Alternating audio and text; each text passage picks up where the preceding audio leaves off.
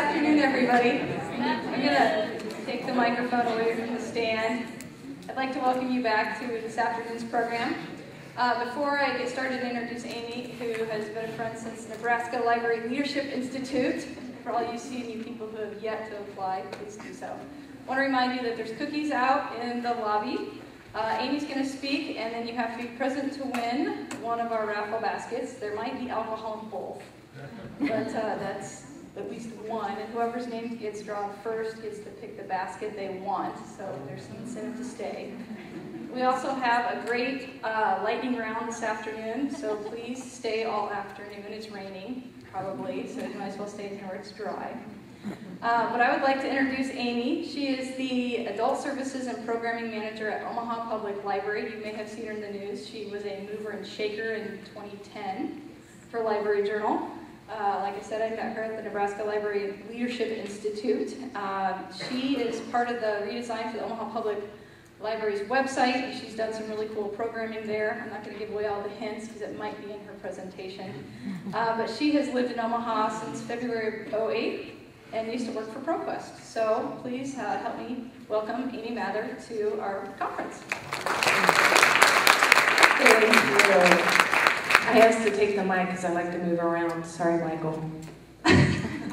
I'm going to go on just a little bit more about who I am because I did used to work for ProQuest. I worked there for 8 years and lived in Bethesda, Maryland for 4, DC for another 4, around the area. It's basically the DC metro area. But before ProQuest I was part of ProQuest. I was actually part of CSA. I don't know if maybe your academic librarians know exactly who CSA is. Well, I was there when there was like 100 people working for CSA in 2000. So I was there sort of, it felt like a startup, and it definitely was because it grew from a $10 million company to a $500 million company in 10 years. And then the merge happened, and I thought, oh, I think I'm going to lose my job. And I came to Nebraska. So, and I moved, when I was looking for a job, I was thinking, you know, I'd only work for vendors. I got my degree at LSU, my master's in library and information science, and went straight to vendor. So I was like, what do I do? So I looked at academic, I looked at public, and I was being poached for another vendor job. And I met Rebecca Sass, and I was like, oh, yep, I need to work for this lady, and it's done, working for her has done amazing things for my career. And so that's who I am, and I love my job. I'm a very social person, who anybody that knows me knows that, and I love working out in the public outreach and all of that. So today, I'm talking about kind of reengaging that lost patron, which I think we are all struggling with, right? Can I see a show of hands? Yes? What about academic? Do you care? Oh, you do care, okay. Just wondering. So, here's my agenda. Who is our lost patron? Because I think I have a very specific definition of what a lost patron is. I really go after sort of those young professionals, those 20 to probably 45-year-old people who are single or they're married, they don't have kids. They're 40% of our population that we don't have in our public library, so we really need to look at that if you look at the census data. And they're our voting population, so it's really important that we need to look at them. So that, to me, is our huge lost kind of patron that I go after a lot. We could certainly talk about all the other micro, patron communities that we can look at, but that's my big one.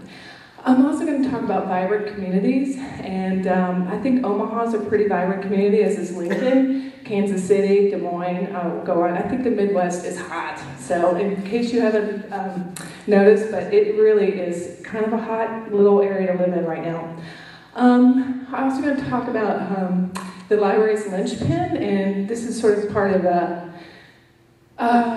strategic plan that Omaha Public Library has been kind of involved with, and I've been involved with that pretty big.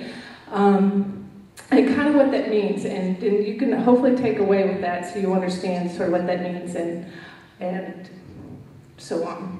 Marketing, well, we all know what marketing is, but I'm going to just talk about that a little bit more. Programming for your community. This is fun stuff, and it always evolves. So I think when you program for your community, you sort of have to go beyond your comfort zone, and I'm going to be talking about that. I'm always out of my comfort zone because I think that's where we need to, concentrate. And the future. So I talk about, doesn't everybody talk about the future of the library? So I will add that piece in my, bit of the presentation. So I just want to thank Lisa because I think a lot of what she talked about earlier is just maybe some of the stuff I'm going to be talking about too. And please feel free to ask questions anytime or afterwards. The patron exodus. I actually have to thank Michael for sending this article to me about 2 years ago or a year ago. And it was off the web for a long time, so I was kind of sad about that, and then I found it again. And this talks about the young professionals, and it kind of speaks to me. It's this whole article that a librarian wrote, and if anybody wants this presentation, I'll certainly send it out to whoever. And it's basically, I am a librarian. I worked for ProQuest, and guess what? I only visited my public library maybe twice. I know I'm horrible, but really, that's it. Because where I got my intellectual stimulation was anywhere but the public library. Sorry, that's just that's brutal, brutal, brutal truth. And I do love the library. Don't think I'm not a library lover. I really am. But when you, and I'm strictly speaking about what public libraries do in general, they program with teens, kids, and senior citizens. Well, I'm none of those. I am between 20 and 43. So, I'm the person that what do you have? I'm sorry, if you show me a flyer with a cute teddy bear, no, I'm so turned off that I'm just going to go find something else. And that's just the plain, brutal truth. And the other thing, too, is that we need to look at, and I know that we've talked about this for years, but it's still in our face, is that there is this third place that everybody goes to. It's the Starbucks. It's the people's homes. It's a burger joint that people meet up and talk about things. It's where they want to hang out. It's not at home. It's not at work. It's that other place. And we need to seriously think that the library needs to become that third place, but we're not doing a good job. So this is a huge opportunity for libraries. And community spaces is one of the things I really want to keep kind of driving home at, because this is where we're going to be, I think, our hugest market. So vibrant community space. So I would encourage everybody to read this article. So where do they frequent? Just like I said, in Omaha, they go to Cafe of Dreams. We have 5 billion independent coffee shops. It's kind of bizarre. They go to Starbucks, or they go to Aromas. And I go to these places all the time, and I see people working. Or they're having meetings there. This is where they're going. But we already know this. We have this information. But if they're not doing that, and they want to have these sort of co-working, networking kind of places, what happens? They create their own. This is a little organization that started up probably a year ago by Megan Hunt, who actually makes the most beautiful, her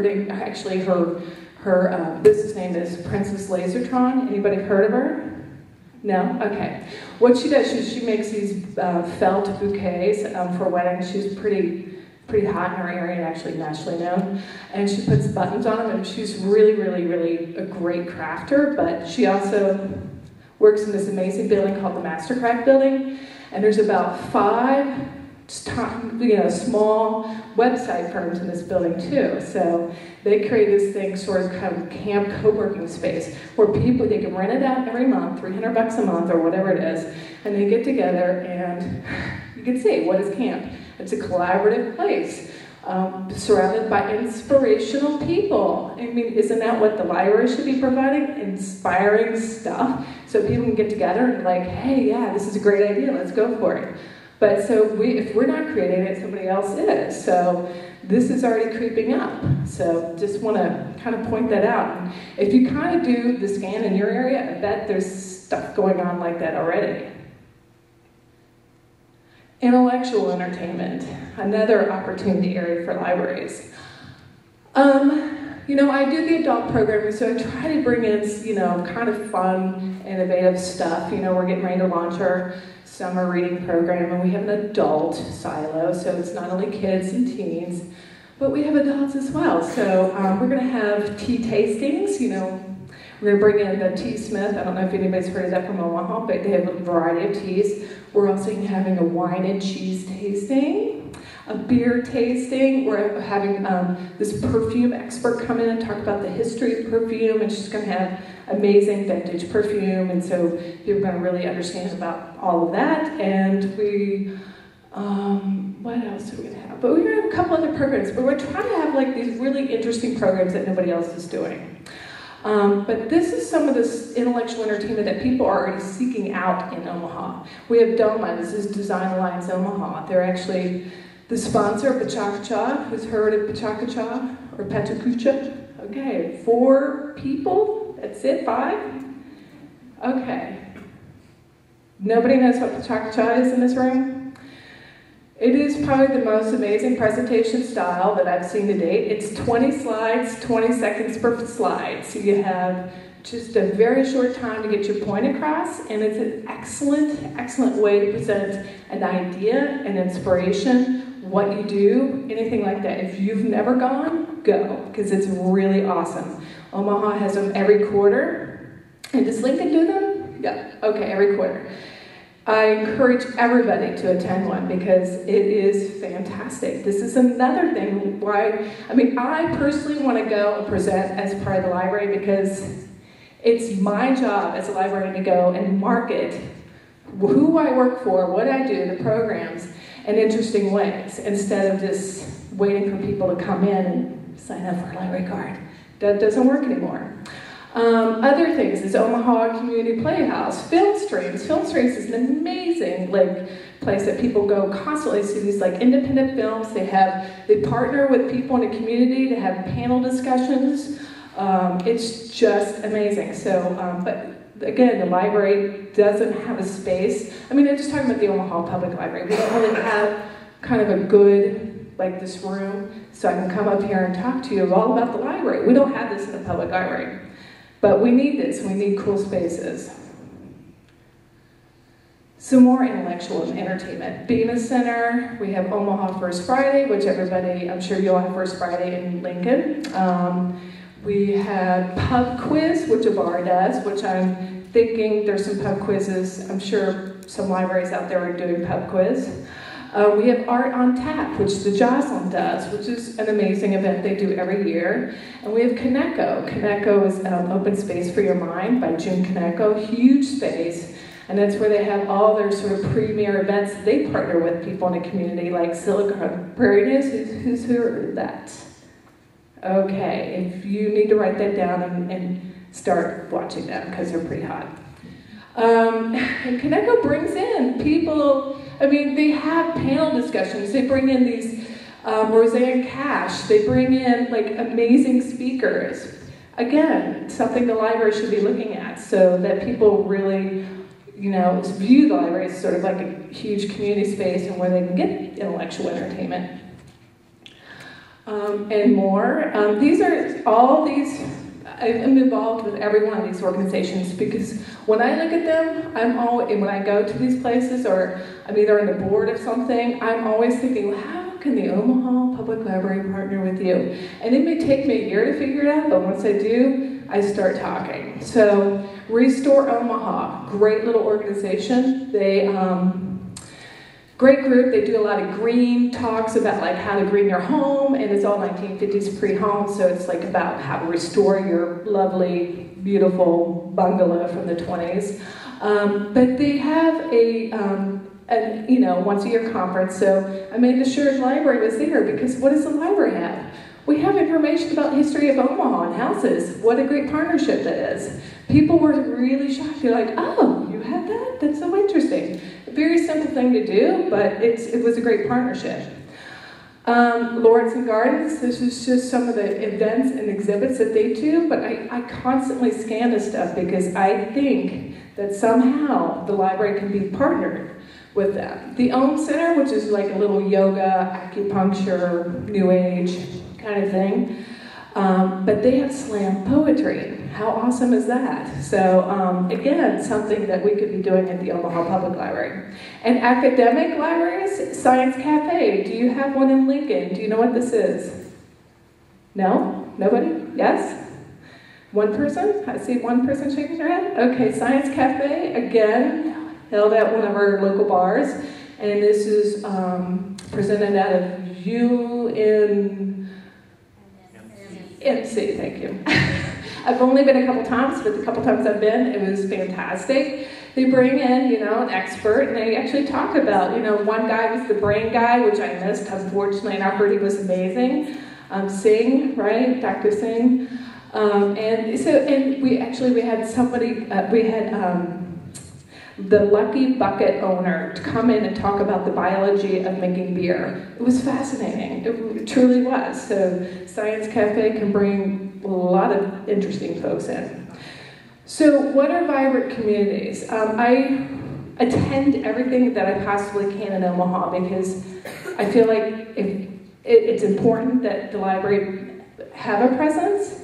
I was a technology librarian before I was the adult librarian, so to me, when I just go out and socialize, it's part of my job, but it's so much fun. I just do it 24/7.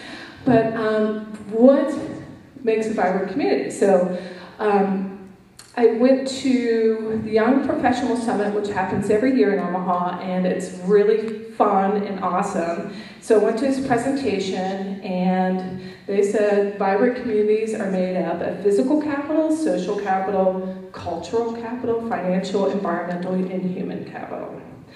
So I agree with all of those, but it's only probably a few weeks ago when I was working on maybe the past couple of weeks, when I was working on this presentation, something dawned on me when I was kind of scanning the material because I was going to include this. I'm just going to go through all the slides, but the physical capital, they gave all these examples of why Omaha is a vibrant community. So the physical capital, they include Restore Omaha, neighborhood associations. Do y'all have strong neighborhood associations in Lincoln? Kind of, sort of, depends. Habitat for Humanity, Omaha by Design, Emerging Terrain. And social capital, they listed your neighborhood association, your local faith community, Loom, which really is a dance party. They mentioned Loom. I love Loom. I know who puts on Loom, but Loom is a dance party that happens twice a year. In Common and Community Bike Project, all great organizations. For cultural capital, they listed Connecco, TEDx Omaha, which we hosted last year, not the library, but I was part of. Project Interfaith, the Kemp Bellows, Metro Community College. These are all the organizations they listed. Financial, some banks, family housing, Omaha Community Foundation. Environmental capital, they listed Green Omaha Coalition, Omaha Healthy Kids, the Joslin Institute for Sustainable Communities, and Nebraska Flatwater. And human capital, they list the Partnership for Kids, the Literacy Center, and NAP. So what was missing? That's bad. That is really a huge eye-opener for me, and I took it to my director about a week ago, and I'm like, OMG. So here's, what I'm going to do? This is serious because the library should be the foundation of the community. This is our problem. We need to be aware that we have to do something. We have to be proactive. So you know what's going to happen? I know a lot of those people in the Young Professional Summit, a lot of people who put it on. I'm like, hey, yeah, you need to include the library. Well, what can I do? And I'm going to immediately start partnering with them and figuring this out because I don't ever want to have to sit in on a session where they're naming all these major organizations, including the Literacy Center, and not have the Omaha Public Library. This is not good, folks. So this is kind of the things that make my hair stand on end, and I get a little worried.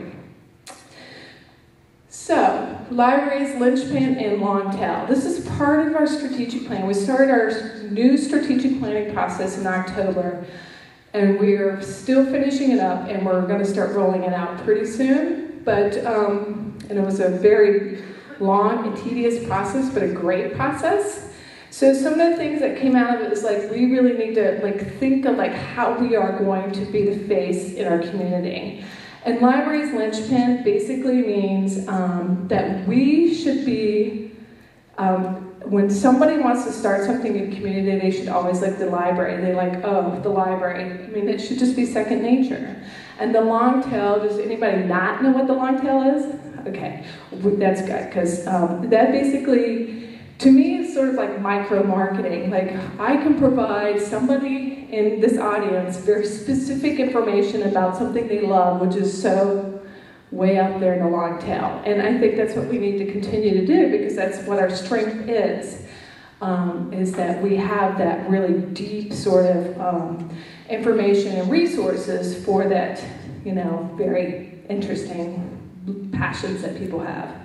And the thing also is business intelligence. What is your return on investment? We do need to look at this. We need to start thinking about how to operate like a business. Because even though we are nonprofits, we are a business. And we need to, we're struggling with Omaha Public Library. We have billions of programs constantly. We just create them out of a bag. And 3 people show up, and we probably put hundreds of hours of staff time in that. What's the return on investment? That's not good. So we need to dump it. We need to either have fewer programs where the impact is higher, and think about that return on investment, because we are stretched thin, like probably a lot of you all. So that's just something to think about. Being adaptive, more proactive, less reactive. Case in point, the e-readers. Everybody and their grandmother, everybody in the world got an e-reader as a present. I was getting frantic emails from my director saying, okay, we needed to have a class. As soon as we got back from the holiday vacation, and we had e-reader classes pretty much from the moment we got January 1 till now. And they've been very popular, and they've been packed, and it's been very, it's been wonderful, but we should have anticipated that. Okay, again, we react. We're not being proactive and saying, oh, e-readers certainly are selling a lot this year. But we need to pay attention to that. That's the kind of stuff, because it is going to affect us. Patrons versus communities. And to me, this is sort of the nexus part of it, because nexus is the community. We want to be able to partner with the Literacy Center or the Young Professional Summit. We want to make sure that we always have sort of a vested sort of foot in their door, if you will. And the patrons are also very important, because you guys see what's happening. And I put Pulse here, is I think what I try to do constantly, and I look at Facebook all the time, and I like every organization around me, and I occasionally look at Twitter. And I'm trying to figure out the pulse. I want to know what people are talking about, because that ultimately does affect the public library in one way or another. Strategic alliances versus partners, that's another thing that we're looking at. We want to have strategic alliances with somebody that's going to be sort of the long relationship, the long haul. And our partners may be one-offs, but they are important too. But that's kind of the thing that you want to think about as well when you're going forward. Market segmentation. This is part of our strategic planning that has been kind of fascinating to me. I mean, everybody kind of knows what market segmentation is. I love it. I think it's interesting, but we hired a company that actually partnered with our strategic planning person called Civic Technologies. And basically because there's data about every one of you out there in the world. Reference USA, example, gets that data. Every time you swipe your card somewhere in a machine, guess what? They know where you live, what pretty much kind of what your buying habits are, and they put you in what I call a segment here. So we're going to talk about the tapestries. But so it was fascinating, and I think this is what libraries need to be doing, because we can't do sort of there's so much information out there. It's when somebody markets something really just, hey, we're having, a sale or whatever. If they get very specific about their information and their approach, I'm going to be much more interested. So I live in Midtown Omaha. If they said, hey, we're having a wine and cheese tasting, I will be there. But if it's out west in a more rural community where they're not likely to show up in a branch, then maybe we need to market a different type of program that is like a stay-at-home program. Like, did you know that you can download this for the evening, like a movie or whatever? So this is the kind of stuff that we're looking at. So Douglas County, there's 65 segments in the entire kind of tapestry segmentation, and Douglas County had 42 of them. The top 8 segments account for over half the populations, which is 266,000+ people, while the 12 segments account for 2/3 of the population. So I'm going to go in and talk about the segments because it's kind of interesting. The tapestry market segmentation. So this is how they group it. So they kind of group it in a kind of a top level, families with kids, and that's organized sort of by life stage. So we have an actual tapestries called the Rust Belt Traditions, the Boombergs, the Milk and Cookies, the up-and-coming families. So as we go forward, we're going to be looking at the Milk and Cookies and figuring out what they like and what to market towards. Because this is what businesses do. We had a local bar that was torn down recently in Omaha, and there was a big uproar, and they're building a CVS there. And the CVS was like, we're either building here or not at all. They wanted that location. And I guarantee those people who were really looking at the real estate knew exactly why they wanted that location. They know they're going to make the money because they have done their homework with the, sort of like figuring out the buying habits of the people around them. So with these 4, this is Douglas County, and this is sort of what it looks like. So the Rust Belt Traditions are the red over here, and the Boombergs are here. Young and Restless, which is totally southwest. And so, I mean, this is just an example, and I think it's interesting because you can see that these are our opportunity areas. And we also, what we're looking at is like sort of like our overall strategy is like our master facilities plan. Where do we need to build new libraries? So we look at this, our libraries are listed on here, and we realize that, maybe some of the big opportunity market tapestry segments we're not getting to because there's not anything near them that they can get to. So what are Milk and Cookies? I just love this. It was completely fascinating. We're still reading this like 250-page document. But Milk and Cookies, you can see, they're a married couple with kids, median age of 33.7, middle income, some college, single family, white. They have mortgage insurance, they buy children's toys and games, they watch educational channels, Cartoon Network, and own and lease a Nissan. They're sometimes so specific that I'm like, this is totally weird. But then we have librarians who have work out some of our branches that kind of correspond to like this major tapestry, and they're like, yeah, that's right.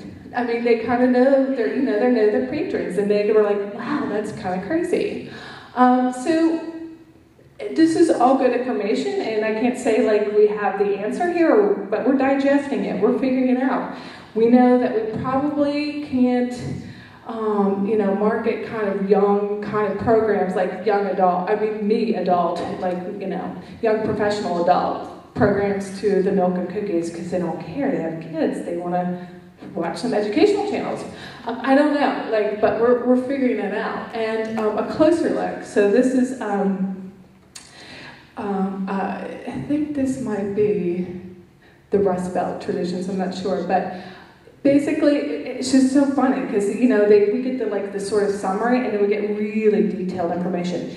They go bowling, they fish and hunt, they attend car races, country music shows, and ice hockey games. They're big TV fans. They watch sitcoms and sports events.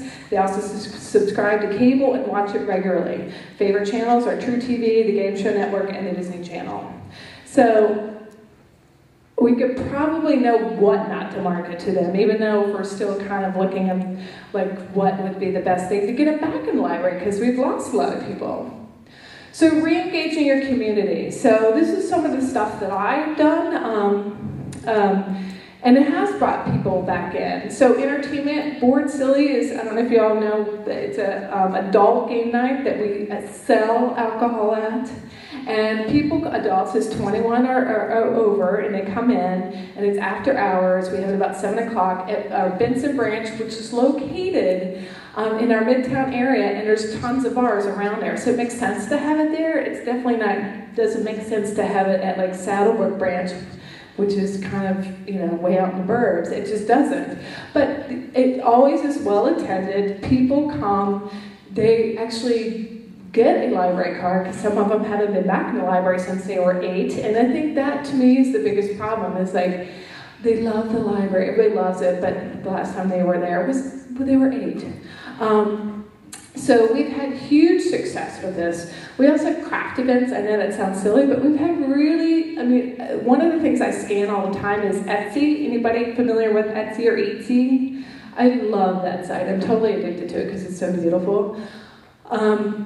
They always had these Etsy teams and sort of craft night and all of this, and so we're kind of looking at that, maybe we need to have a kind of a a quick craft meetup or something like that, or partner with people who are they're the artists of our community and bring them in. But we've had huge success. We have a great craft librarian, and she brings them in. Connections, of course, book clubs do that, but I also try something even crazier, speed dating. I just had speed dating right around Valentine's Day. It was our second one. And to be honest with you, I was like, this is so not going to work. Because the first time around, we brought a lot of people in, no dates were set up. The second time around, the ratio was 3 women to 1 man.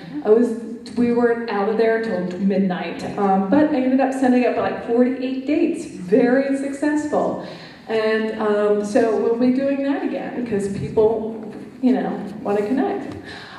Community outreach, I do this a lot. We're looking at farmers market right now because I think that's a great way to really expose your resources. We're going to bring gardening books out there, maybe organic gardening or cookbooks or whatnot. And sign up people for library cards. And we're even going to go even one step further and actually check it out. Honorary, and hopefully they'll bring it back. But why not? Buy the Big O, which is our big business show of Omaha every year. We have a presence there. The Young Professional Summit, who didn't list Omaha Public Library in their vibrant community, we will make sure that we're there. And Bar Camp. Again, Bar Camp is a really fun event every year that Silicon Prairie News puts on, and it's sort of like an all-day thing. They hold it at a bar, and people come in, they have drinks, t-shirts, food, and what happens is that people can sign up to talk about whatever they want. So there's literally a board, they go over there and they're they have 4 different categories, and I'm going to talk about this, and they have 5 minutes to talk about whatever they want. This year, we're going to be signing up and talking about the library, because some people are like, I didn't know you had that. So, and this is a great way to market.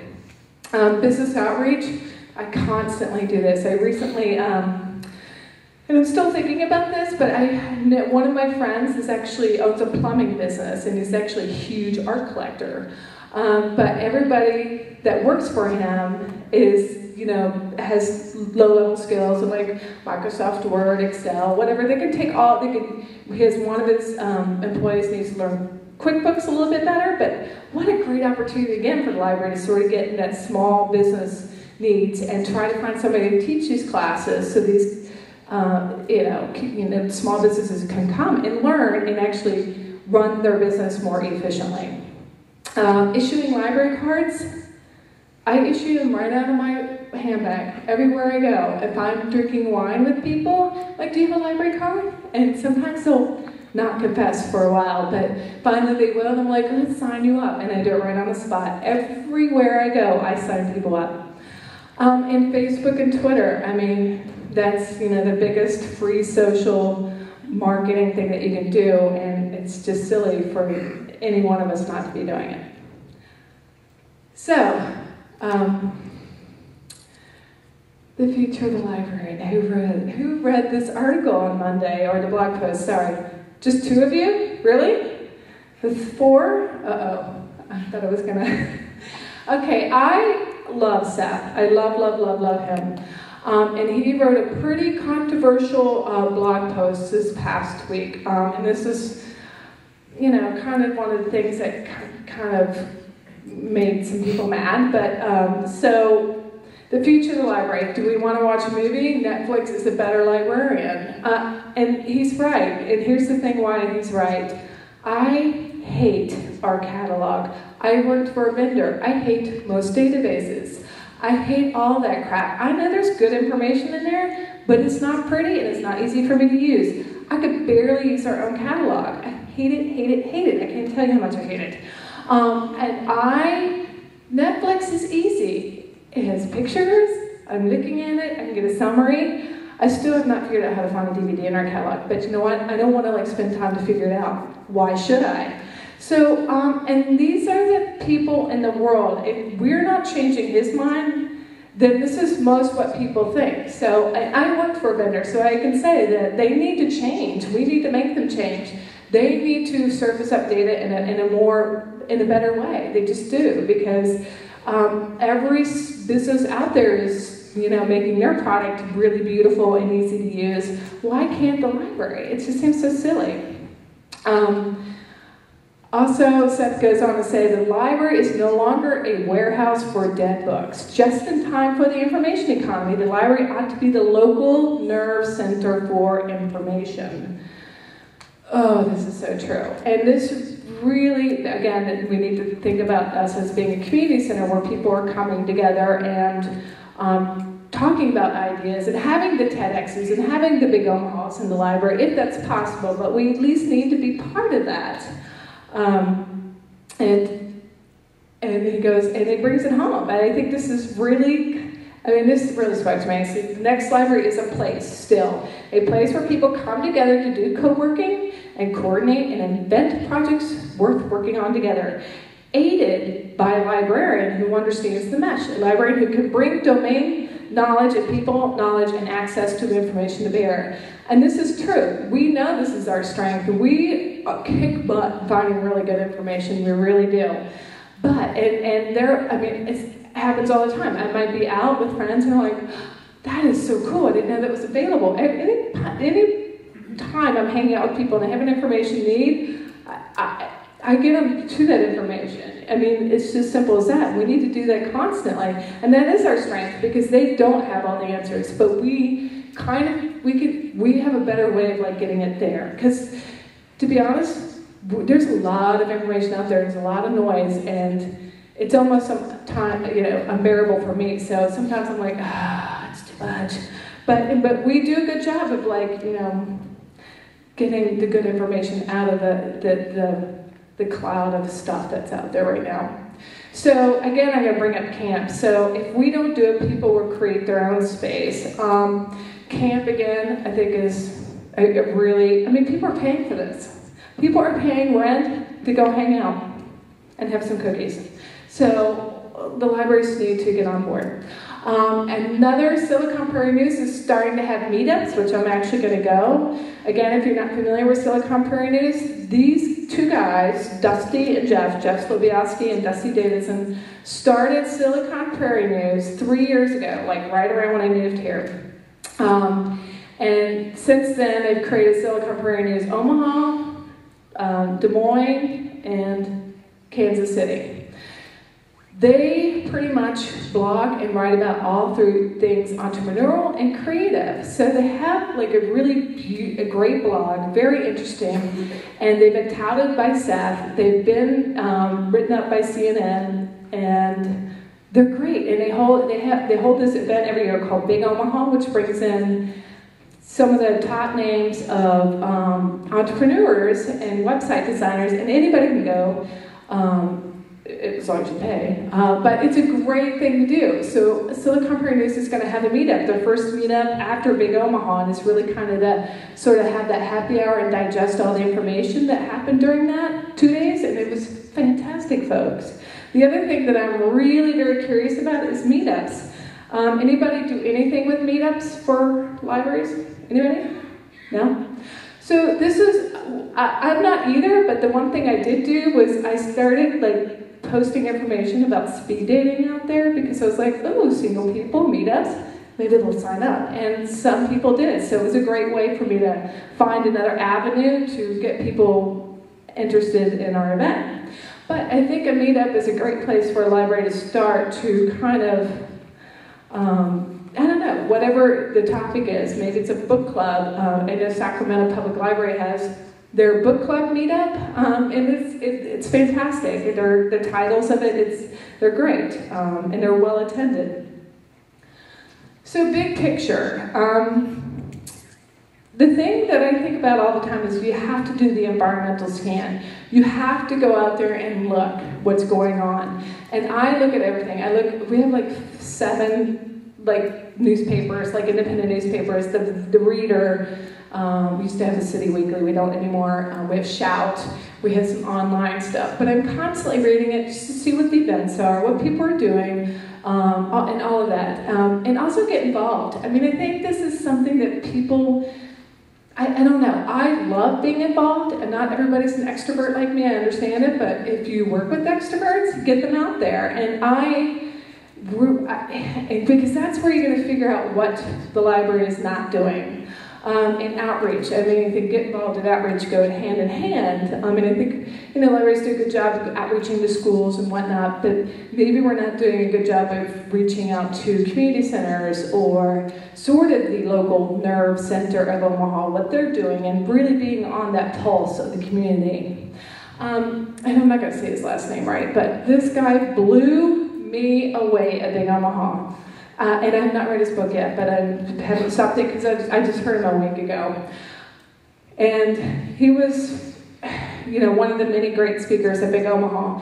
And he had a wine company, and now I'm not sure exactly what he does, but he wrote a book called A Thank You. I'm going to forget it. Okay, it'll come to me in a minute. But one of his things that he spoke about was the glut of user-generated content has changed the game. Anymore, context is more important than content, because really, there's a ton of content out there. If you don't make it meaningful to me, I don't care. And so the content, there's so much content comes through that there's only so much you can consume. And I think that's what we as librarians can do a great job at, is like making it meaningful for each and single one of you. And that really is the long tail. I know that we somehow can get that information to you, and that's what's really going to be how we become successful. And that is it. So, questions? Wow. Comments? Michael? Well, something that I think it was the place where people can pay to get space and whatever. There was an article a couple of weeks ago, and then I've seen another video from, I think, the iSchool in Syracuse, encouraging libraries to create like fab labs and hacker spaces. 3D printers, being able to piece things, to actually come to the library as a space to make things. With us providing resources and space. I would love that. Like, seriously, that's what we need to do. I mean, our huge vision is really to have small business centers and to build another library that has the space so we can have TEDx events. I mean, this is kind of our big, huge dream. It'll happen. Anybody else? Anybody have any disagreements with what I said? Yes, no? Need another cookie? Lisa? So talk about how you're working to engage your colleagues in this energy that you have. Great question.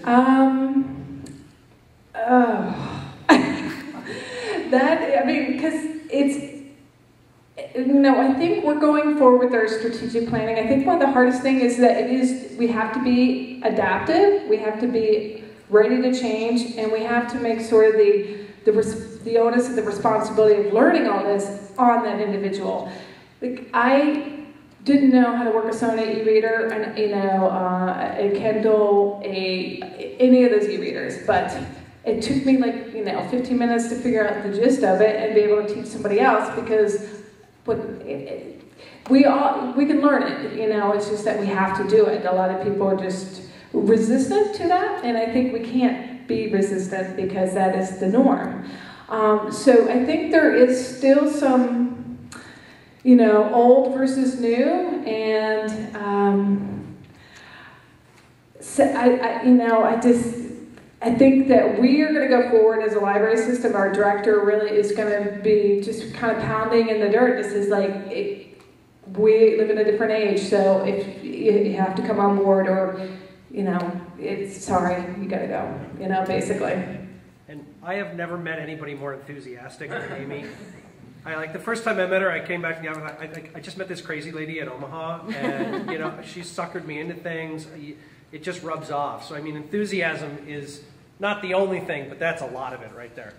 Yeah, I think so too. I do. I love figuring out how to get people excited about whatever they're excited about, and at least pitching them on that. Has anybody taken the Gallup Strengths Test?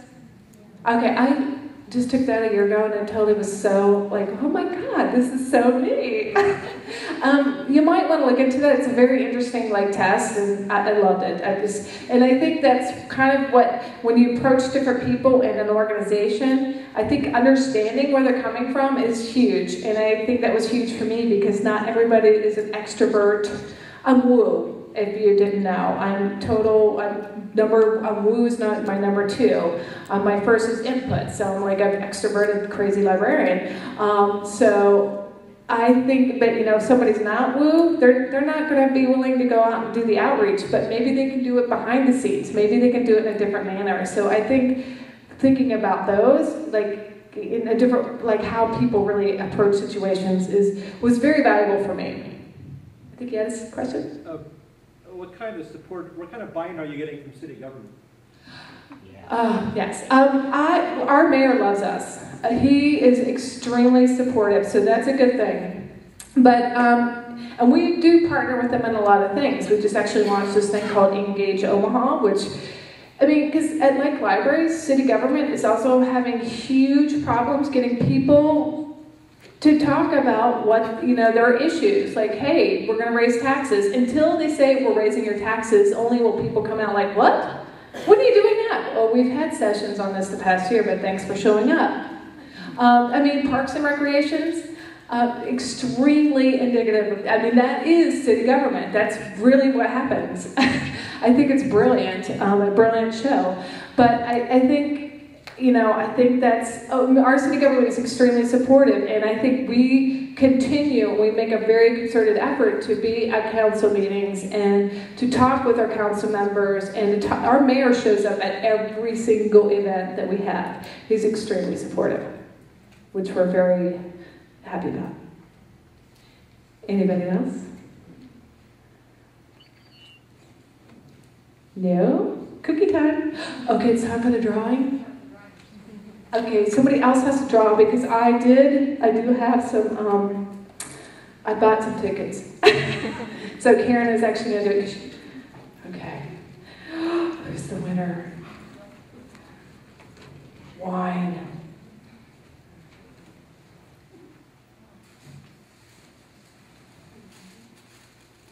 Joan Kaneki?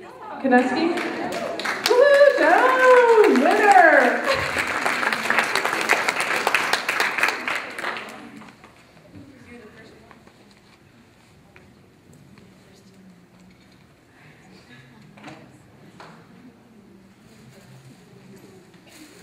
Yay! This is so exciting. Pick my name.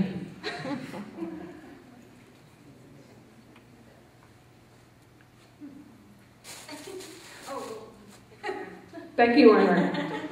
Becky. Woo! Yay!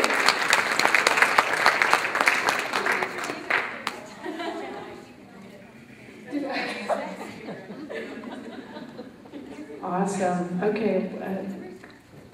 What are we doing next? Oh, lightning rounds. Thank you, Amy.